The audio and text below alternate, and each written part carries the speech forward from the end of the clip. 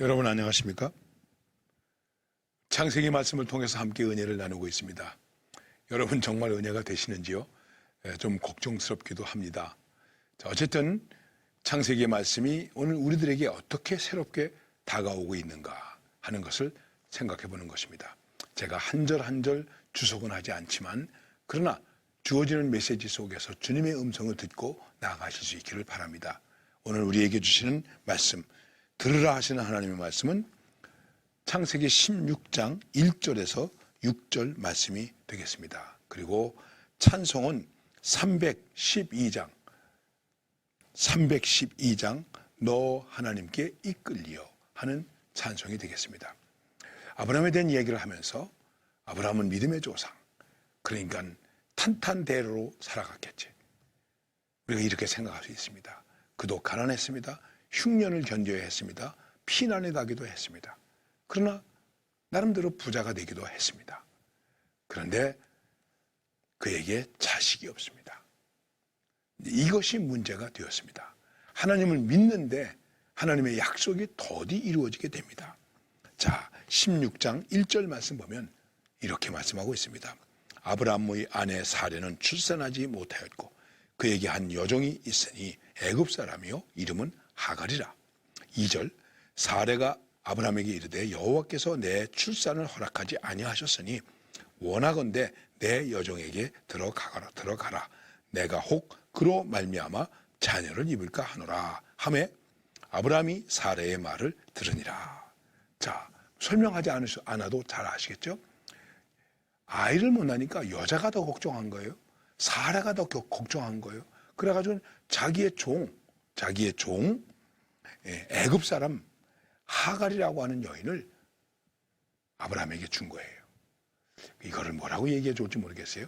한국적으로 표현하면 씨바지라고도 얘기할 수 있을 거예요. 아니 왜 이런 일을 했을까 이렇게 생각할 수도 있겠죠. 이것은 그 당시에 관습적인 일이고 우리나라에도 그런 관습이 있지 않습니까? 본 부인이 아이를 못 낳으면 다른 여인을 드리고 심지어는 돈 받고 아이를 낳아주기 위해서 가는 그런 경우, 그래서 그 시바지라고 얘기하지 않습니까? 이런 일들이 있었어요. 좋은 풍습은 아니죠. 나쁜 관습들이죠.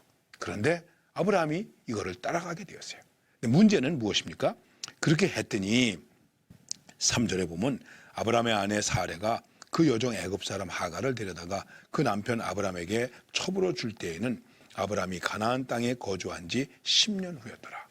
그러니까 10년 동안에도 다른 약속은 모르겠는데 자식에 대한 약속이 이루어지지 않은 거예요.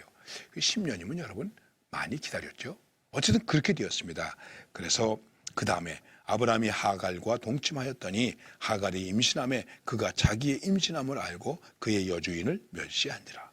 근데 문제는 여기서부터 생기는 거예요. 그랬더니 여인이 아이를 갖게 됐더니 이게 주인마님을 또 없인 여기는 거예요. 자기 눈 아래로 보게 된 거예요. 그래가지고 사레가 아브라함에게 이르되 내가 받는 모욕은 당신이 받아야 옳도다. 내가 나의 여종을 당신의 품에 두었거늘 그가 자기의 임신함을 보고 나를 멸시하니 당신과 나 사이에 여호와께서 판단하시기를 원하노라. 아브라함이 사레에게 이르되 당신의 여종은 당신의 수중에 있으니 당신의 눈에 좋을 대로 그에게 행하라 하며 사레가 하갈을 학대하였더니 하갈이 사레 앞에서 도망하였더라. 가정에 큰 불화가 생기게 되었습니다. 이거 여러 가지 우리 꼭 무슨 드라마에 나오는 이야기 같죠? 한국적인 드라마에 이런 얘기들이 많이 있지 않습니까? 그런데 자, 이 말씀 속에서 우리가 아주 명료하게 생각해야 될 것이 있습니다. 그것은 무엇일까요? 사레가 아브라함에게 한 방법은 신앙적 방법이 아니었다. 그럼 불신앙적 방법이었다. 세상적 방법이었다. 세상의 관습을 쫓아간 것이었다. 인간적인 좀 심하게 말하면 꼼수를 부린 것이었다. 그런데 그 다음에 문제가 된 것은 아브라함도 그걸 받아들였다는 것이죠. 여러분 과연 내가 하고 있는 일이 신앙적인가? 우리는 가끔 그런 얘기를 합니다. 이건 정치적으로 해결해야 돼. 아니죠. 신앙적으로 해결해야죠. 이게 신앙적인가 비신앙적인가? 이게 아벨의 길인가 가인의 길인가? 이거를 분별해야 됩니다. 사례는 자신이 아이를 못 낳기 때문에 안타까운 마음을 가지고 그랬다고 할지라도 제가 생각해 볼 때는 아브라함이 사라에게 여보, 당신의 안타까운 마음은 내가 알아요. 그렇지만 하나님이 주신다고 하셨으니 우리 하나님께서 때를 주실 때까지 기다립시다. 더 기도합시다. 우리 보고 더 기도하라고 그러는 것인가 봐요. 우리 더 겸손히 기도합시다. 이랬으면 얼마나 좋았을까. 자, 이렇게 해서라도 후사를 둡시다. 아브라함도 그렇게 해볼까? 그리고 하고 말하세요. 불신앙적 방법이 이 가정에 큰 불행을 가져오게 되었어요. 결국은 가정에 불화가 생기고 하갈은 내쫓기게 되는 그런 형국이 되고 말았어요. 자, 여러분 아주 간단하게 한 말씀만 드리겠습니다. 이게 뭘까요? 믿는 사람의 불신앙, 신앙의 불신앙은 이런 무서운 결과를 가져오는 것입니다. 지금 오늘 우리가 살고 있는 삶 속에서 아예 신앙이 없는 사람은 그렇다 치고 신앙이 있다고 하는 사람들의 불신앙적 모습이, 비신앙적 모습이 얼마나 많은 불행을 만들어내고 있는가, 얼마나 많은 문제들을 만들어내고 있는가. 여러분, 이걸 우리는 좀 깊이 생각해야 됩니다. 이 방법이 과연 신앙적일까? 그래서 존 파이퍼는 이렇게 말합니다. 하나님 앞에서 기교를 부르지 마라. 하나님 앞에서 자꾸만 인간의 잔머리를 굴리는 거예요. 그렇게 하지 마라 말하고 있습니다. 여러분과 제가 오늘 이 말씀 속에서 깊이 생각할 것은 이것입니다. 신앙인의 불신앙, 그리고 비신앙적인 방법, 과연 이것을 우리가 끊어낼 수 있을까? 결단이 필요한 것입니다.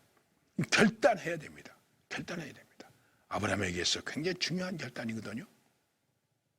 이것 때문에 아픔과 어려움이 근심이 되지만은 결국은 결단해야 되는 것입니다. 오늘도 마찬가지입니다.